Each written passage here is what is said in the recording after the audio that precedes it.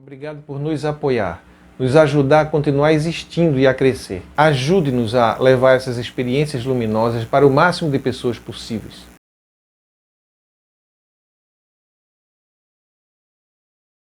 Olá, meus amigos, como é que vocês estão? Tudo bem? Bem, então finalmente chegamos aqui ao término dessa série de vídeos que nós publicamos recentemente com o nome Cartas Psicografadas de Carlos Vioto. Eu quero agradecer ao nosso amigo, colaborador Carlos Vioto, que mora lá na França, em Paris, e que fez um relato aqui no nosso canal contando sobre a sua EQM. E naquela ocasião ele falou sobre muitas cartas psicografadas que ele recebia, e as pessoas então pediram a ele: por que você não publica essas cartas aqui pra gente? Porque ficaram bastante curiosas, né, com relação a essas mensagens que ele recebia. Então foi uma oportunidade interessante. Por quê? Porque ele, Carlos, viveu uma experiência, né, tipo experiência de quase morte, fez aqui o relato, um relato com muita credibilidade, com muita confiabilidade. E eu confesso para vocês que eu sempre tive uma certa resistência com relação à psicografia, mas isso devido a muitos casos que a gente já viu aí de pessoas que se passaram por médiuns, né? Que fizeram psicografias falsas, baseadas em, por exemplo, há pouco tempo teve um que fez uma série de cartas muito famosas, um canal no YouTube, inclusive, mas que depois foi descoberto que ele, quando chegava nas cidades, ele pesquisava antes, né, nas redes sociais, no Facebook, as pessoas que haviam morrido, fazia um estudo sobre aquele relato, sobre aquela história daquela pessoa, e depois ele usava aquilo nas cartas. E isso faz com que a credibilidade com relação a certas manifestações fiquem comprometidas, né? E aí a gente fica em busca de alguém que realmente possa ser confiável, para a gente poder aproveitar esse fenômeno que realmente existe, né? A psicografia. E no caso de Carlos, eu quero aproveitar para dar aqui até um testemunho. Como eu disse a vocês, eu sempre tive um pé atrás com relação à psicografia, mas confiei em Carlos por conta de ter conhecido ele antes, né? Por conta de ter conhecido ele antes, de ter tido o relato da EQM, de ter conversado com ele bastante, né? E ter conhecido a pessoa dele, então isso me deu mais confiança em relação às cartas que ele recebia, né? Mas aconteceu uma coisa interessante também comigo, que reforçou ainda mais a minha confiança nesse fenômeno que ele manifesta. Eu estava em viagem com a minha esposa, passeando, tirei férias, isso foi em janeiro. Tirei férias em janeiro, estava lá de férias quando o Carlos me ligou um domingo de manhã cedo e disse que tinha recebido algumas mensagens para mim através da psicografia, né? Então eu fiquei curioso e ele disse: olha, é um pouco estranho porque eu estou recebendo a mensagem de duas senhoras. Todas duas dizem que são sua mãe. Uma é a mãe biológica e a outra é uma mãe afetiva. Ela se sente como se fosse a sua mãe. E elas vieram juntas. E então ele falou daquela mãe que não é a minha mãe biológica. Ele disse: ela está dizendo aqui que a separação que houve entre vocês foi muito difícil, foi traumática para você e para ela. Ele até pensou que tenha sido a morte dela, mas na verdade não foi a morte. E que ela lhe amava muito, chamou de meu menino, minha criança, e que tinha um sentimento de mãe em relação a mim, que sempre estava comigo, sempre estava presente na minha vida, que estava muito feliz com os rumos que a minha vida estava tomando, mas que junto com ela veio a minha mãe, que disse que era mãe biológica. Ele perguntou se isso fazia sentido para mim. E aí, logo fez sentido para mim, porque um pouco de tempo antes, eu estava refletindo sobre uma tia minha, chamada Tia Maria, que conviveu comigo quando eu era muito pequeno, realmente na faixa de 3, 4 anos de idade, no máximo 5. Ela era irmã da minha mãe, irmã por parte de pai, quer dizer, era meio irmã da minha mãe. E foi para minha casa morar lá com a gente. Ela morava no interior e veio para Recife, a gente morava em Recife naquela época, e ela veio morar conosco. E ela era muito jovem, ela tinha na faixa de acho que uns 20 anos, no máximo, 20 e poucos anos. E ela se apegou muito a mim. Minha mãe passava o dia trabalhando fora de casa e ela passava o dia em casa, né? Ela cuidava da casa, cuidava de mim. Meus irmãos já eram um pouco maiores, eu sou um dos mais novos lá de casa. Então ela se apegou muito a mim, né? Ela resolveu tomar conta de mim como se fosse a própria mãe, né? Ao ponto de eu me lembro de um dia que minha mãe chegou em casa do trabalho e ela fez uma brincadeira com a minha mãe que minha mãe não gostou, inclusive, né? Ela me botou no braço, foi para junto da minha mãe e disse: olha, vem cá, Suzete, era o nome da minha mãe, Suzete. Veja só isso. Quem é a sua mãe? Aí eu olhava para as duas assim, a mais próxima de mim naquele momento era minha tia, eu dizia: você. Aí ela caía na risada. E minha mãe ficava preocupada. E quem é sua tia? Eu dizia que me apontava para minha mãe, para dizer que minha mãe era minha tia e ela era minha mãe. E aí minha mãe ficou perturbada com aquilo, disse: não, para com essa brincadeira, você é meu filho, eu sou sua mãe, ela é sua tia. E minha mãe corrigiu a coisa e eu fiquei meio confuso, né, na hora. E eu era muito pequeno, mas eu me lembro muito bem disso. Essa tia me botava para dormir, cantando músicas que até hoje eu me lembro. Ela botava na cadeira de balanço, e o pequenininho aqui na barriga dela, ela balançando e cantando boi, boi, boi, boi da cara preta. E eu ficava preocupado com aquele boi, imaginando um boi com a cara preta. Teve uma música também que ela cantava que era Xoxô pavão, sai de cima do telhado, deixa Paulinho dormir, seu soninho sossegado. Eu olhava para cima e dizia: tem um pavão aí? Aí ela dizia: tem. Eu digo: como você sabe? Né? Criança é muito objetivo, né? Como você sabe? Eu não estou vendo o pavão, mas ela sabia que tinha um pavão lá, né? E tinha outra que ela cantava que eu até nem gostava muito, que era Dorme, neném, que eu tenho que fazer. Vou lavar, vou engomar camisinhas pra você. Aí eu ficava imaginando ela com aquela trouxa de camisa passando pra mim. Eu digo: poxa, eu vou ter que dormir logo, ela tem o que fazer. Mas o que aconteceu foi o seguinte: houve um desentendimento entre ela e minha mãe. Elas eram irmãs, né? Mas minha mãe era mais velha que ela. Houve um sério desentendimento entre elas.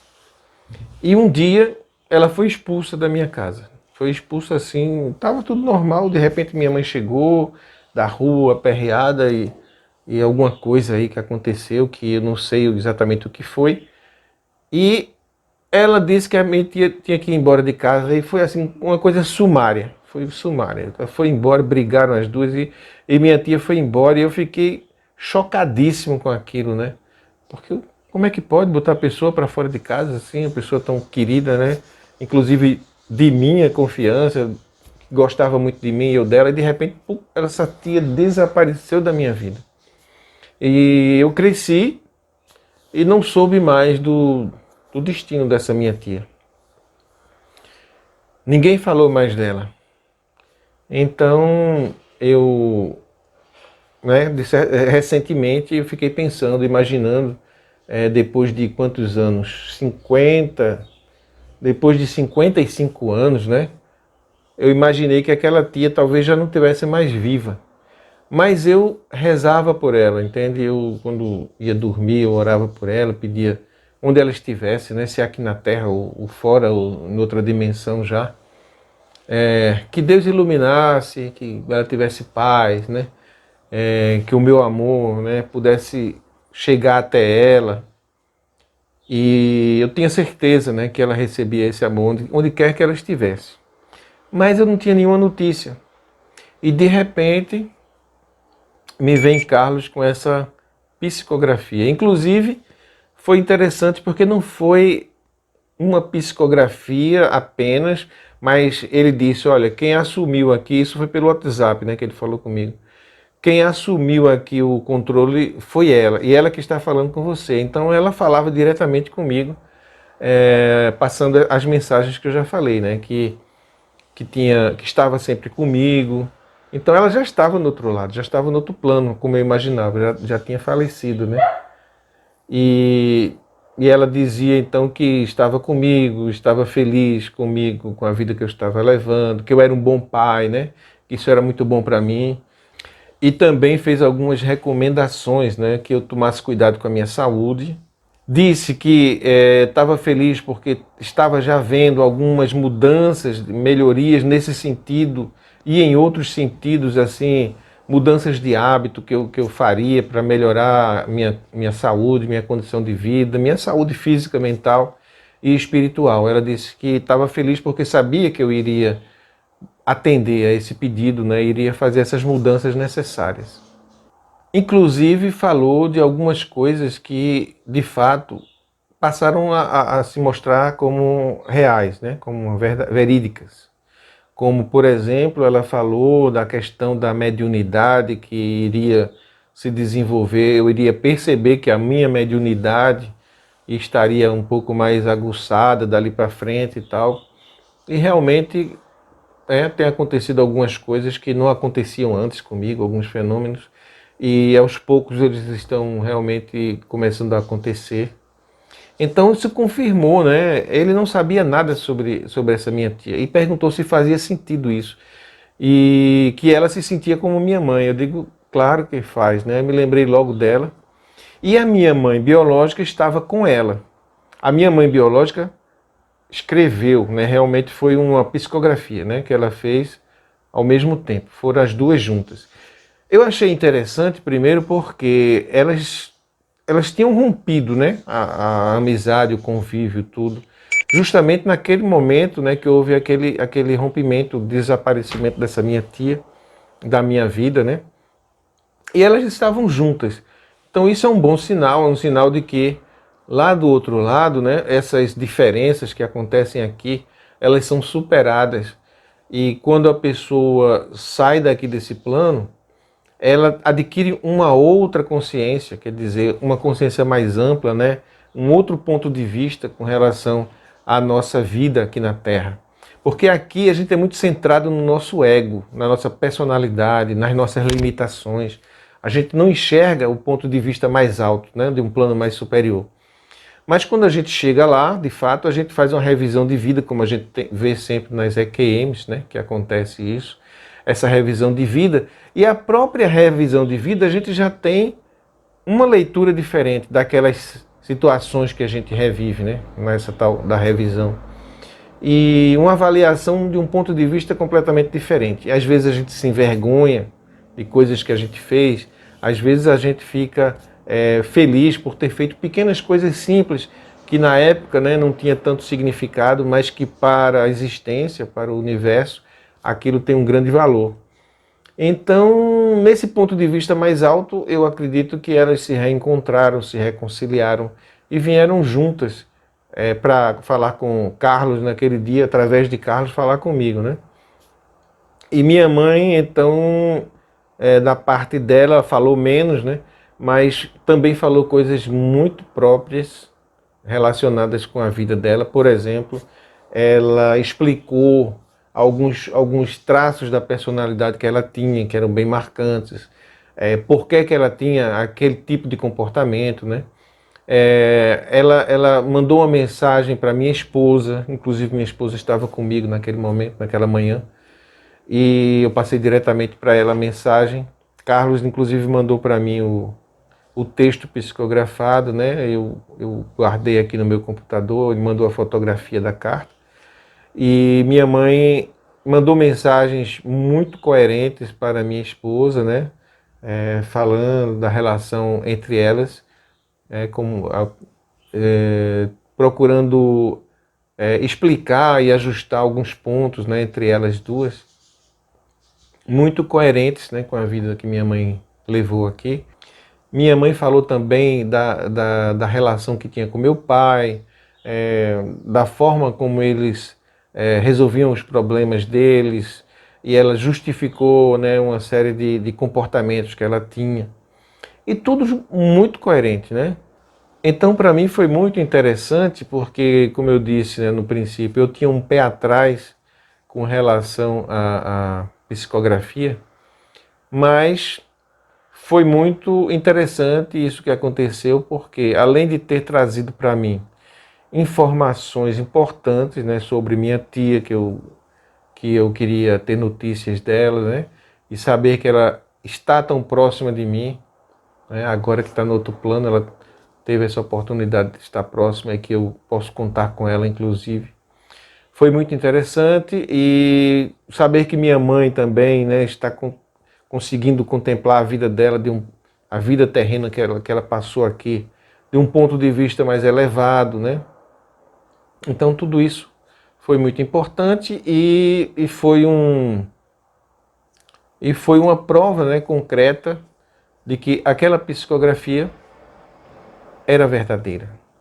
Isto reforça a importância das cartas psicografadas de Carlos, é um testemunho de que, de fato, elas são verdadeiras, né? Então fica aqui mais uma vez meu agradecimento a Carlos Vioto por todo esse tempo que ele dedicou a nós, né? Existe uma playlist agora no nosso canal com todas as cartas psicografadas dele. Na verdade é uma série, né, de vídeos que ele enviou para a gente, que se encerra com esse de hoje, no qual ele se despede também de nós em relação a essa série, né? Não quer dizer que ele vá se afastar da gente, ele continua aí disponível para novas conversas, novos relatos, novos encontros. Ele é nosso colaborador e vai continuar sendo, né? Mas, então eu vou deixar vocês aí com ele. Ele fez o último vídeo que nós vamos apreciar agora juntos, tá bom? Então, com vocês, Carlos Vioto.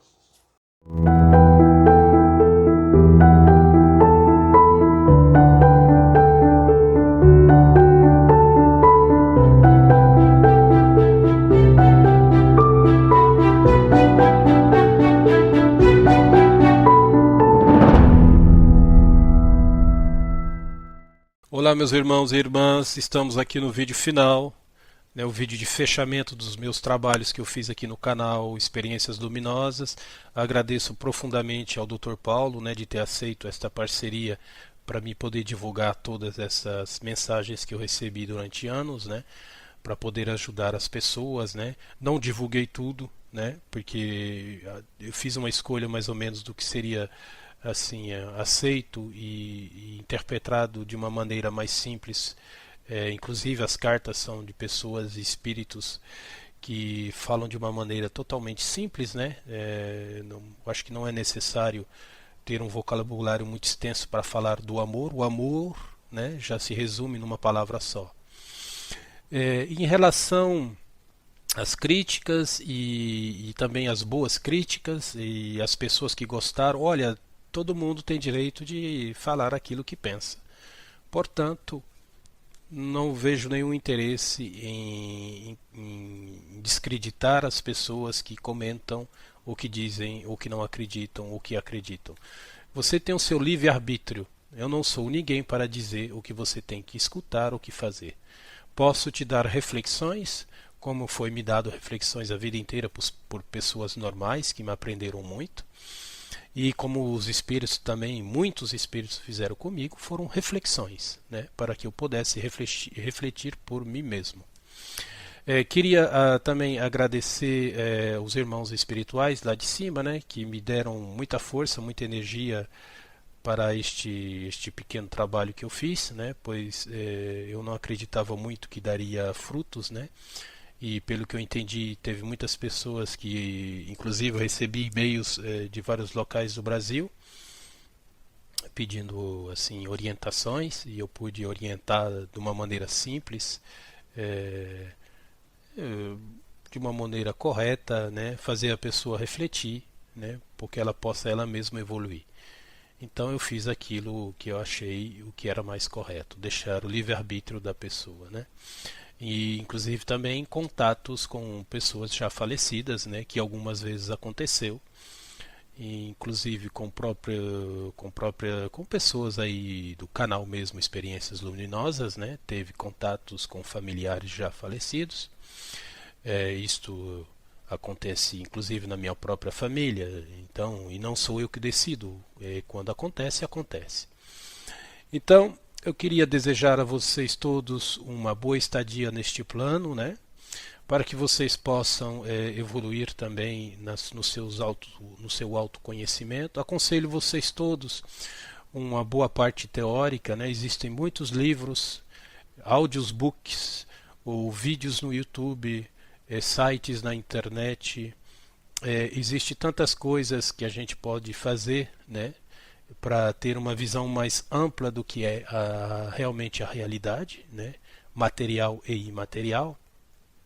Existem muitos livros de irmãos espíritas que são muito interessantes, de irmãos católicos que são muito bons, de irmãos do sufismo muçulmano muito bom também, de doutrinas filosóficas do hermetismo, a filosofia de Sócrates, de Platão,